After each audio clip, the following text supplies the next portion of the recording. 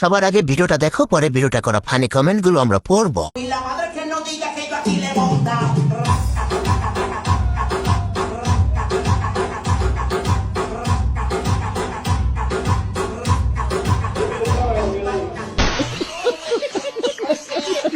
तो चलिए शुरू करते हैं। মিলছে না?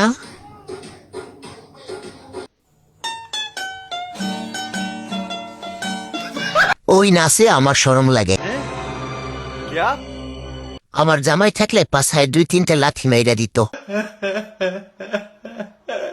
আমার জামাই হইলে কিস্তি থেকে টাকা উঠিয়ে ডিরেক্ট তালাক দিত। আমার জামাই হইলে আমারে ওইখানে গলা চিপে মেরে ফেলতো।